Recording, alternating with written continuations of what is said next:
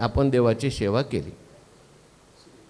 संगम त्यक्त्वा, अभ्यास करणं माझं कर्तव्य आहे.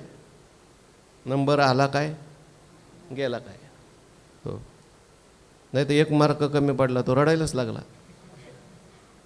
ठीक आहे, अभ्यास केला पाहिजे, पण अभ्यास देवाची सेवा म्हणून केला. मी आला नंबर चांगली गोष्ट, नाही आला चांगली गोष्ट आहे. अभ्यास मी देवाची सेवा म्हणून केला. कीर्तन चाललंच मिळेलच असं काही नाही. एखाद्याचं कीर्तन चालतं, एखाद्याचं चालतही नाही. एखादा पार मागे नंबर असतो, तो एकदम कीर्तनात पुढे जातो, लोक त्याला कीर्तनं देतात. आणि एखाद्याचा पहिला नंबर असतो, त्याला कोणी विचारतही नाही. पण मी अभ्यास करताना त्या उद्देशाने केलंच नाही. मी अभ्यास करताना देवाची सेवा म्हणून केला आहे. कीर्तन ठेवो लोकांनी न ठेवो, मला त्या ठिकाणी बोलवो न बोलवो, कुठल्याही गोष्टीत घ्या, पण करताना मात्र ते संगम त्यक्त्वा फलंचैव सत्याग सात्विक मता. हा जो केलेला त्याग आहे, कशाचा त्याग केला इथे? कशाचा त्याग केलाय? कर्माचा त्याग केलाय का? कर्माचा त्याग न करता कर्माच्या अभिमानाचा आणि फलाच्या आसक्तीचा, फलाचाही नाही बरं का, फल मिळणारच आहे. पैसे घ्यायचे नाही असं काय थोडं आहे का? अहो नोकरी केली, पैसे मिळणारच आहेत ना. फलाचा त्याग सांगितलं, फलाचा जर त्याग केला तुमचं जीवन कसं काय चालेल? म्हणून घ्यायचं आहे, आणि जसं असेल व्यवहारात तसं घ्यायचं आहे. फक्त त्याच्यामध्ये आसक्ती नको. आसक्ती फार महत्त्वाची. फल घ्यायचं आहे, फलाची आसक्ती नाही ठेवायची, एवढंच असंच पाहिजे. मग कशासाठी आसक्ती नको म्हटले? नाही तर मग दुःख होतं ना, आणि त्या फलाशी आपण बांधले जातो. म्हणून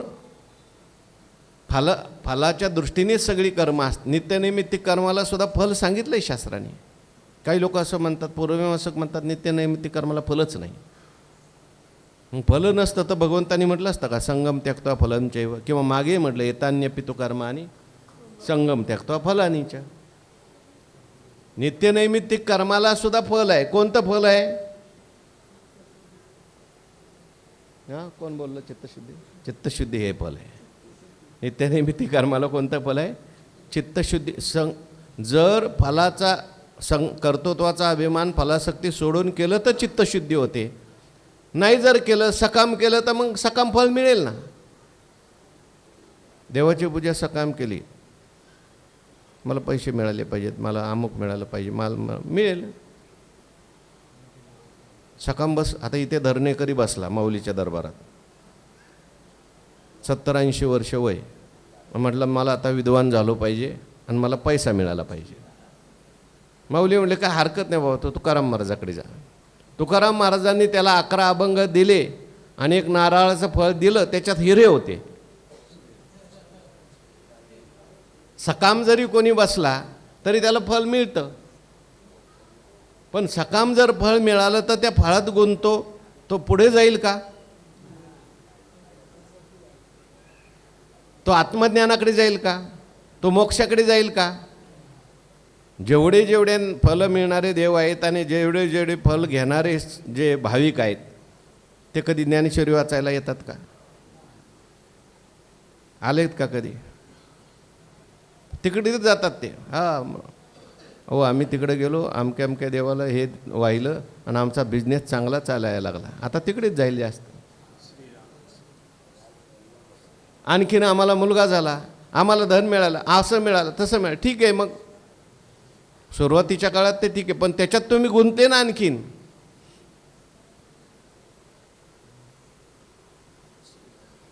म्हणून त्याग जो करायचा आहे, तो त्याग कशाचा करायचा आहे? फल संगम त्यक्त्वा फलम चैव सत्याग सात्विको. तो त्याग जो आहे सात्विक त्याग आहे, तो सात्विक त्याग आपल्याला परमात्म्याकडे घेऊन येतो. ज्ञानोबारायांनी काय लिहिले बघा, वाचा 200 ओवी.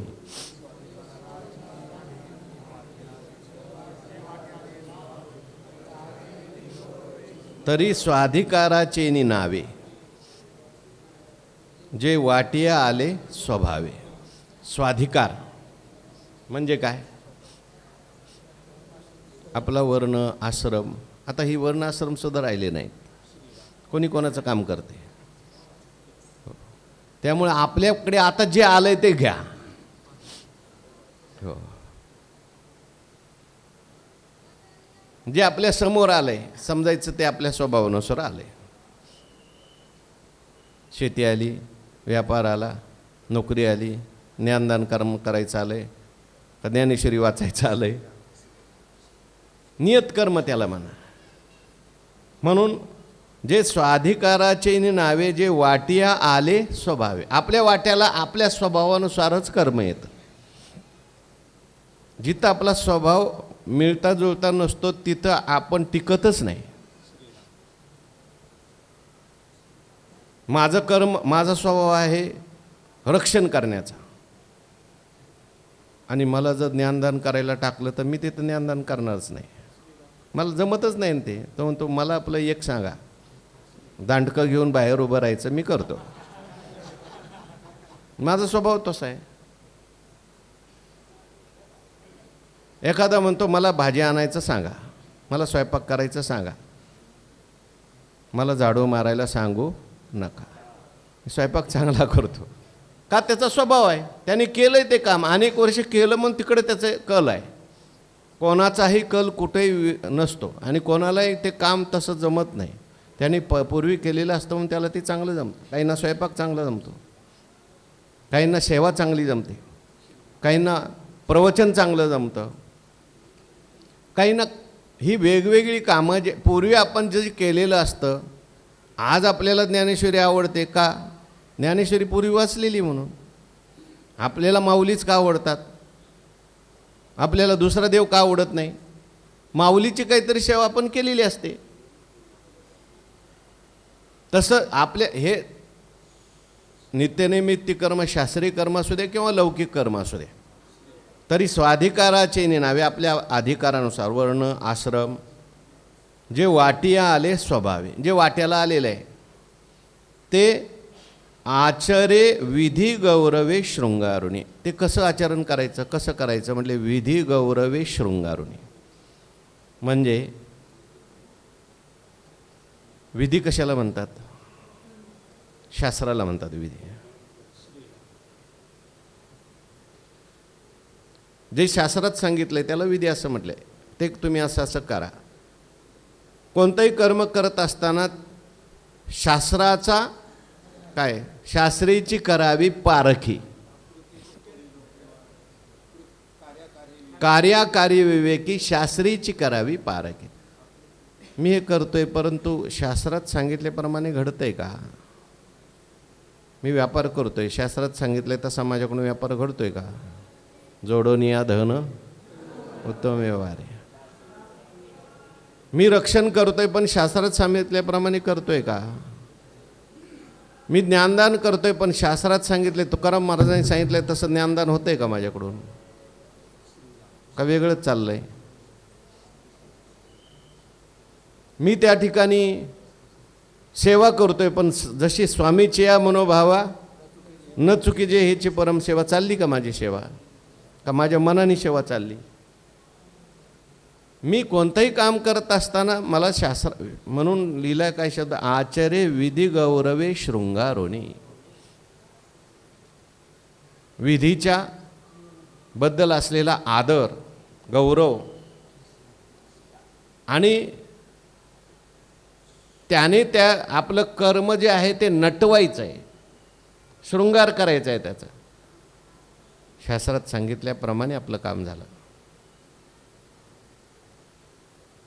म्हणून असं जर केलं, परी मे हे करीत असे ऐसा आठवते जी मानसे, तैसेची पाने दे आशे फळाचे. परी हे मी करीत असे, पण मी करतोय, ऐसा आठवते जी मानसे, असा आठवणसुद्धा मनात येऊ द्यायची नाही. मी केलं, करायचं शास्त्रानुसार, म्हणजे त्याच्यात चूक होऊ द्यायची नाही. शास्त्राने जसं सांगितलंय तसं करायचं. नाही तर काय, मग आता करायचं आहे बाबा, आता फलाची इच्छा नाही करायची, कसं तरी करून टाका.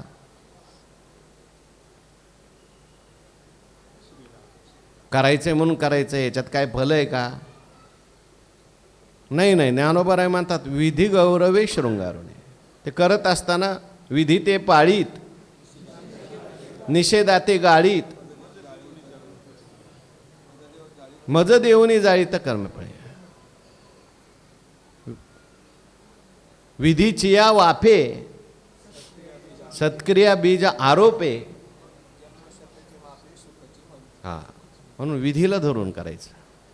शास्त्राला काय सांगितलंय ते कर. आणि ते करत असताना मी केलंय, परी हे मी करीत असे ऐसा आठव तेजी मानसे. मनात अशी आठवण सुद्धा आली नाही पाहिजे, हे मी केलं आहे. हे मजची स्तव जाहले, परी म्या नाही केले ऐशे जेने जाणीते तो सुटला. करायचं सगळं, पण करत असताना मी केलं असं म्हणायचं नाही. कर्तृत्वाचा अभिमान घ्यायचा नाही, संघ निर्माण करायचा नाही. त्या कर्मफळाविषयी भगवंतानी किती कर्म केली हो, पण भगवान परमात्मा कुठं लिप्त झाले नाही. अहो नुगडता बाळपणाची फुली, हा सगळं केलं ना, काय नाही केलं सांगा. गोकुळात राहिले, गायी राखल्या, हा हे सगळं केलं. पुढं मथुरेत गेले, मथुरात सुद्धा सगळं काही केलं. परत द्वारकेत गेले, द्वारकेत लग्न झालं. तिथे किती यादवन किती के पुत्र किती पौत्र किती. पण हे सगळं करून मी केलं म्हटले का? नाही. आतून वर म्हणायचं, म्हणतो मनुष्य मी नाही केलं मी नाही केलं, पण आतून भावना असते मीच करतो. हां, मागे आपण गोष्ट सांगून आलो होतो. ते एका माणसाच्या हातून चुकून गाय मेली. ते दुःख वाटत होतं म्हणून त्याने काय केलं, 100 ब्राह्मणांना भोजन घातलं, वारकऱ्यांना जेवण घातलं, मोठा समारंभ ठेवला. आणि गाय मेली होती हाताने, तर असा म्हणायचा की हाताची देवता इंद्र आहे, इंद्रन देव गाय पाहून गेली म्हणे, हाताने गाय मारली, मी थोडी मारली, मी थोडी गाय मारली. पण मनात चलत होतं, त्यामुळे परत भोजन समारंभ ठेवला. इंद्र ब्राह्मणाच्या विषयात आलं, म्हणजे का हो एवढं मोठं भोजन कोणी केलं आहे? म्हणलं आपणच केलं आहे. म्हणलं आपण केलं म्हटलं की इंद्र प्रगट झाला. म्हणला भोजन घातलं तर मी केलं म्हणतो, आणि गाय मारली तर इंद्राने मारतो. हे तुझी गाय मारायचं पाप, तुझ्या पाप तुझ्या डोक्यावर. म्हणजे चांगलं केलं तर आपण लगेच मी केलं म्हणतो, एखादी वाईट घटना घडली तर दुसऱ्यावर ढकलायची. म्हणून कर्तृत्वाचा अभिमान सूक्ष्म आहे. म्हणतो मनुष्य आपल्याला अभिमान नाही, पण अभिमान नाही याचाही त्याला अभिमान असतो. मी त्याग केलाय सुद्धा अभिमान असतो. म्हणून अवघड आहे. हो, बृहदश्व नावाचा राजा होता, योगशिष्ठात आलेली कथा आहे. आणि त्याने 100 यज्ञ करायचं ठरवलं, स्वर्गात जायचं आहे म्हणून. परंतु त्याचे गुरु होते वामदेव. त्यांना असं वाटलं हा स्वर्गात गेला तिथं परत त्याला भोग भोगावे लागतील, परत खाली येईल, परत त्याला आत्मज्ञान व्हायला वेळ लागेल, हा स्वर्गात नाही गेला पाहिजे, म्हणून ह्याच्या यज्ञात विघ्न करायचं. म्हणून वामदेव जे होते त्यांचं लहानसं बटूचं रूप धारण केलं आणि त्याच्या यज्ञात त्याला मागायला गेले. थांब म्हणे, यज्ञ करू नको. गुरु आलेले आहेत, लहान वेशात आलेले आहेत. म्हटले काय पाहिजे तुम्हाला? जे पाहिजे ते सगळं मी देणार. आधी मला सांग, मी जे पाहिजे देणार म्हणणार पाहिजे ते देणार आहे असं मला वचन दे. हो, तुम्ही जे म्हणताल ते मी तुम्हाला देणार. वचन दिलं. मग त्यांनी सांगितलं आजपासून जे तुझं आहे ते सगळं माझं आहे, जो तेरा है वो मेरा है. काही हरकत नाही म्हटलं, माझं जे आहे सगळं तुमचंच आहे. खाली उतर म्हणले. शासनावर खाली उतरले, ते जाऊन बसले गुरु त्याच्यावर. वर बसले गुरु जाऊन. म्हटले ठीक आहे, बाकी दिलंय, पण दान दिलं, पण दक्षिणा. अंगावर सगळे दागिने होते ते काढायला लागला. म्हणला घ्या दक्षिणा. आता ही दक्षिणा तुझी नाही आहे, तेरा आहे सब मेरा आहे. तुझं येते सगळं, काय माझं नाही. आता ह्याच्या वेगळी दक्षिणा दे. म्हटलं आता काय दक्षिणा द्यायची? सगळं ह्यांचंच झालंय, द्यायचं तरी काय? शरीर द्यावं तर शरीरही त्यांचंच झालंय, काय द्यायचं विचार करायला लागला. आणि विचार करता करता त्याला असं वाटलं की आपण आपली बुद्धी द्यावी. पण बुद्धी तरी कशी द्यायची? त्यांचंच सगळं. तेवढ्यामध्ये त्याला मूर्छा आली. मूर्छा आल्यानंतर यमदूत आले. म्हटले तू खूप पुण्य केलेलं आहे, पण थोड्या तुझ्याकडून पापसुद्धा घडलेलं आहे. पहिलं पुण्याचं फळ भोगायचं का पहिलं पापाचं भोगायचं आहे? तो म्हटला अगोदर पुण्याचं फळ भोगलं, नंतर पापाचं फळ त्रास होईल. पहिलं वाईट करून घ्या, वाईट भोगून घ्या, दुःख भोगून घ्या, मग नंतर सुख भोगायचं. म्हणला पहिला पापाचं फळ द्या, नंतर पुण्याचं फळ. आणि मग त्याला पापाचं फळ म्हणून यमदूताने अशा रखरखत्या उन्हामध्ये वाळूच्या भूमीमध्ये चालवायला सुरुवात केली. तो म्हटलं मी तर सगळं दिलं आहे गुरूंना, आणि मला त्या ठिकाणी सगळं दिलेलं असताना माझं पुण्यपाप सगळं दिलं होतं, तरीसुद्धा मला हे पाप का भोगावं लागतंय? असं म्हटल्याबरोबर सगळं दिलं आहे असं स्वप्नात, बरं का, असं म्हटल्याबरोबर ती जी भूमी होती ती चंदनाच्या लाकडाची झाली, शीतल झाली. स्वप्न गेलं, मूर्छा गेली, जागा झाला. गुरु समोर होते. म्हणजे गुरुजी थोडा वेळ का होईना मला उन्हात चालावं लागलं, हे पापाचं फळ का भोगावं लागलं? मी तर सगळं तुम्हाला दिले. ते म्हटले तुला पुण्याचं फळ भोगायची इच्छा होती म्हणून. तू जर स्वप्नात असं म्हटलं असता यमदूताला माझं पुण्य पाप सगळं मी गुरुला दिलं, जे काय आहे ते गुरुला, तुला काहीच भोगावं लागलं नसतं. पण मनुष्य पापाचं फळ भोगायला तयार नाही, पण पुण्याची आसक्ती त्याची सुटत नाही. हा वाईट केलेलं म्हणतो मी ब्रह्म आहे, वाईट माझ्या ठिकाणी नाहीच आहे, पण थोडंफार चांगलं केल्याचं. ज्ञानेश्वरी वाचली ना आपण, नामस्मरण केलं आहे ना आपण. मग आता पुण्य जर भोगायचं आहे तर मग ते घे, सोडायचं असेल तर दोन्ही सोडावं लागतं. दोन्ही फळं सोडावी लागतील. मग काही नाही, पापाचंही लागत नाही, पुण्याचंही लागत नाही. तुका म्हणे आम्ही झालो अग्निरूप, लागो नेदू पाप पुण्यांगा. परी मे हे करीत असे, ऐसा आठव त्यजी मानसे. मनातून सुटलं पाहिजे. तैसेची पाणी दे आशे फळाची, आणि फळाची आशे पाणी दे म्हटले. फळाला पाणी द्यायला सांगितलेलं हे लक्षात ठेवा. फळाच्या आशेला पाणी द्यायचं. फळ मिळणारच आहे, फळावरच आपलं चालतं. शेतकरी म्हटलं की त्याने फळ घ्यायचं आहे, फळाची आसक्ती सोडायची. कारण फळाची आशा जर आहे, आशा जी आहे ती त्याला त्या फळाबरोबर जोडत असते. म्हणून पाणी दे म्हटले. पाणी द्यायचं म्हणजे काय करायचं? तिलांजली द्यायची. जसं आपण एखाद्याला पाणी देतो, म्हणजे मुलगा जो आहे तो बापाला काय देतो? पाणी देतो. असं वर्षश्राद्धाच्या दिवशी असं पाणी देतात. पाणी देतात म्हणजे दिली तिलांजली कुळनाम रूपाशी, शरीर ज्याचे त्याशी. तुमचा आमचा आता संबंध, जा तुम्ही पुढं. आता पाणी नाही दिलं तर ते अडकून राहतं तिथंच. माझे आहेत म्हणते. तो जीवात्मा असतो तिथंच अडकून राहतो. पाणी दिलं की तो निघतो पुढच्या प्रवासाला. हा म्हणतो आता माझा संबंध होता संपला. तसं आपला फळाच्या आशेशी जो असलेला संबंध आहे तो काय करायचा? सोडायचा. कसा सोडायचा? एकदा पाणी दिल्यावर परत येत नाही तो. हां, तसं आपल्या जीवनामध्ये आपण या फळाच्या आशेला काय द्यायचं? पाणी देऊन टाकायचं. फळाच्या आशेवर पाणी सोडायचं. बास, आता मला फळाची आशा नाही. माझ्या वाट्याला आलेलं कर्म मी करणार. मला मी केलं असं म्हणायचं नाही, आणि फळाची इच्छा ठेवून करायचं नाही. फळ मिळतंच, पण फळाची आशा नाही. ज्ञानेश्वरी लिहिली ज्ञानोबारायांनी, कुठल्या फळाच्या आशेने लिहिली? तुकाराम महाराजांनी गाथा केली, कुठल्या फळाच्या आशेने केली? देवाची सेवा म्हणून आपल्या वाट्याला आलेलं कर्म केलं. जे काय होईल ते होईल.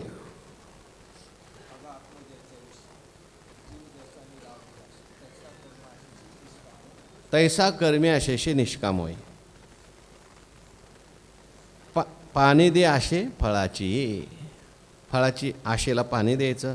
ज्ञानोबाऱ्यांनी एक उदाहरण दिलं. अवज्ञ आणि कामना मातेच्या ठाई अर्जुना केलिया दोन्ही पतना कारण होती. आता ही उदाहरणं जी दिलीत ज्ञानेश्वर महाराजांनी, आपल्या वाट्याला आलेलं कर्म करायचं. कार्यमित्येव यत कर्म. कशावरचं व्याख्यान आहे हे? अवज्ञ आणि कामना कशावरचं व्याख्यान आहे?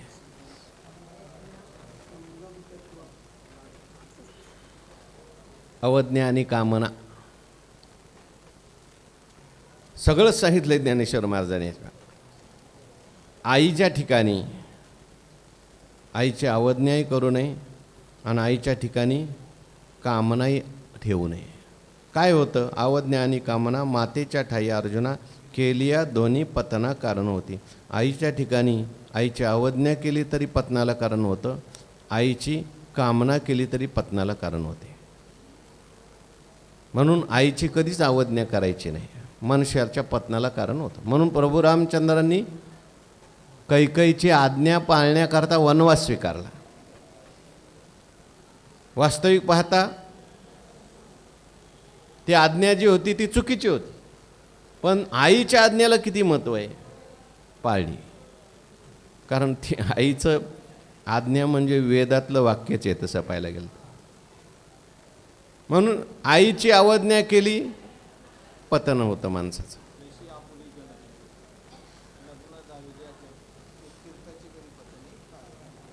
आणि कामना जैसे आपुली जननी नग्न दाविली या जनी तीर्थचे परिपतनी कारण होय. आईच्या विषयी अभिलाषा मनात जर केली तर त्याला पतनच आहे. मग दुसरं काय? आता हा दृष्टांत आहे, पण धर्मशास्त्रातला सिद्धांत आहे. पण हा दृष्टांत कशा करता सांगितला आहे? आता इथं आई कोणती घ्यायची सिद्धांतात? दृष्टांत हा सिद्धांत करता असतो. कोणती आई सांगायची? कर्म हीच आई आहे किंवा शास्त्र ही आई. तिची अवज्ञाही करायची नाही आणि तिच्याकडून कामनाही करायची नाही. शास्त्र ही आई आहे. नाही श्रुती परवती माऊली जगा. तिची अवज्ञा करायची नाही.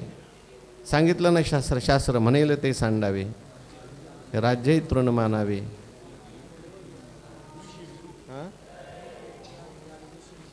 घे म्हणतलिया घ्यावावे विषय विरुद्ध असलं तरी सुद्धा शास्त्र आई आहे. किंवा कर्म ही आपली आई आहे. कर्माची अवज्ञा करायची नाही. म्हणजे कर्म न करणं हे करायचं नाही. नित्यनैमित्तिक कर्म आलं, यज्ञ आलंय, दान आलंय, तप आहे, त्याची अवज्ञा करायची नाही. यज्ञ करायचा, दान करायचं, तप करायचं, अवज्ञा करायची नाही. पण त्याच्यातून कामनाही करायची नाही. या कारणे बापा वेदाचे अनुरपा आनन कीजे. कामनाही करायची नाही त्याच्यातून. मला यज्ञ केल्यावर हे मिळेल, मला दान केल्यावर हे मिळेल, मला तप केल्यावर हे मिळेल, मी अमुक केलं म्हणजे मला हे, त्याच्यासाठीच मी कर्म करतोय असं नाही. आईची सेवा जी करायची ते पुढे म्हटले बघा त्यांनी. तरी दोन्ही ये त्यजावी मग माताची ते भजावी, वाचूनी मुखा लागी वाळावी गायीची सगळी. तरी दोन्ही ये त्यजावी. दोन्ही काय त्याजायचं आहे? अवज्ञा आणि कामना. आईच्या ठिकाणी अवज्ञा कामना त्याजायची आणि मग माताची ते भजावी, आईची सेवा करावी. तशी कर्म आईची जशी आपण सेवा करतो तसं आपल्या वाट्याला कर्म ही आई आहे असं समजून कर्म करावं. कर्मच आपली आई आहे. आईची सेवा करत असताना आईच्या सेवेमध्ये आईची कधी अविज्ञा करायची नाही. त्याच्यातून आईच्या सेवेतून मला काही कामना मिळेल. आईची सेवा कशा करता केली? म्हणजे आईच्या नावावर 2 एकर आहे तेवढी आई मला करून टाकली. नाही केली तर मग गळा दाबूनच मारतो तुला आई म्हणतो. आईची सेवा कशा करता करायची? अरे तिने पोटात 9 महिने वागवले तुला. शास्त्राने सांगितलंय मातृदेवो भव पितृदेवो भव. आईची सेवा करत असताना अवज्ञाही करायची नाही आणि कामनाही करायची नाही. आईची सेवा, आईवडिलांची सेवा करत असताना कुठली कामना न करता सेवा जर केली तर पुंडलिकरायासारखा देवच घरी येतो. पण तेवढं सोपं नाही ना, कामना येते त्याच्यामध्ये. तो म्हणतो तुम्ही आमच्यासाठी काय केलं? एवढं करून सुद्धा परत काय म्हणतो? तुम्ही आमच्यासाठी काय केलं? लहान भावाला घर दिलं, मला काय दिलं? त्याचं असं केलं, आमच्यासाठी काय केलं असं म्हणतो. आणि सेवा मग जा त्याच्याकडे जाता म्हणजे कामना आली. आईची सेवा करत असताना निरपेक्ष रीतीने जशी म्हणू शकतो तसं कर्म ही आपली आई आहे असं समजून कर्माची अवज्ञाही करायची नाही आणि कर्माची कामनाही करायची नाही. मला ह्याच्यात कर्मातून नित्यनिमित्त कर्म केले, मला ह्याच्यातून काही मिळालं पाहिजे, काही नाही बाबा, ही आई आहे, तिची सेवा केली पाहिजे असं म्हणून जर केलं. वाचूनी मुखा लागी वाळावी गायीची सगळी.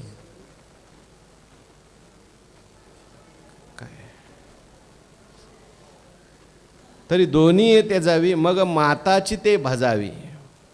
ह्या दोन्हीचा त्याग करून आईची सेवा करावी. वाचूनी मुखा लागी वाळावी गायीची सगळी. अहो गायीचं मुख अपवित्र आहे म्हणून गायीच सोडून द्यायची का? गाय पवित्र आहे ना सगळी. हा मुख गायीचं काय आहे? अपवित्र आहे म्हणून गायीला स्पर्श करत असताना तिला मुखाकडून करायचा नाही, इकडून मागून करायचा. ते रामायणात गोष्ट आलेली आहे. वनवासात असताना प्रभू रामचंद्राला पिंडदान करायचं होतं म्हणून स्नानाकरता गेले.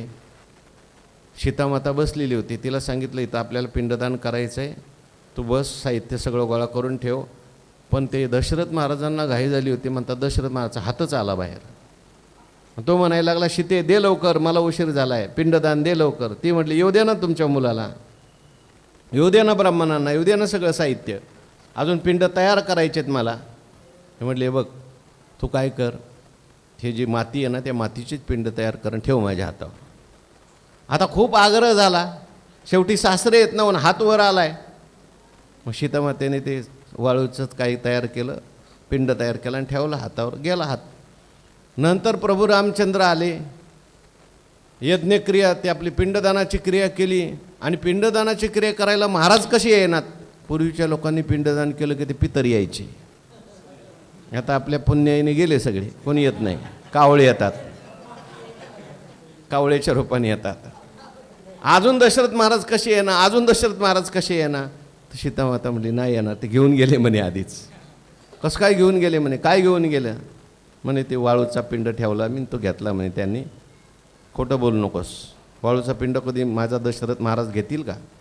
म्हटले विचारा. म्हणजे 4 साक्षीदार ठेवलेत मी, अक्षय वट आहे, गाय आहे आणि ब्राह्मण आहे, आणखीन एक होता कोणता, ती फल्गू नावाची नदी होती तिथं.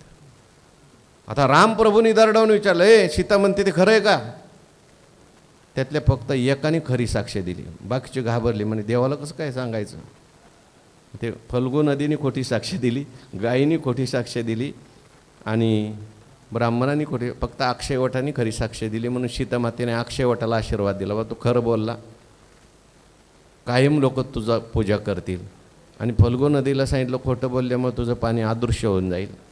गाईला सांगितलं तू तोंडाने खोटं बोलली, लोक तुझी पूजा करतील पण तोंड सोडून, तुझं तोंड अपवित्र राहील, तोंडाने काही खाशील. आणि ब्राह्मणाला शाप दिला, तुमची तृप्ती कधी होणार तिकडल्या. अशी गोष्टीत आलंय, त्या गोष्टीतले ब्राह्मण आहे, सगळ्यांचे नाही. असं त्या गोष्टी मी वाचलं त्याच्यात होतं बरं का. आता काय कर कुठं. म्हणून वाचूनी, आता गाई जे आहे पवित्र आहे ना हो, तिचं तोंड जे आहे ते वाचोनी मुखा लागी वाळावी गायीची सगळी. गायीची सगळी प्रश्न आहे, सगळी गायीच सोडून द्यायची का? ठीक आहे, तोंडाकडून नका तिची पूजा करू, मागून पूजा करा. याचा अर्थ तोंडात घास खाऊ घालू नका असं नाही बरं का.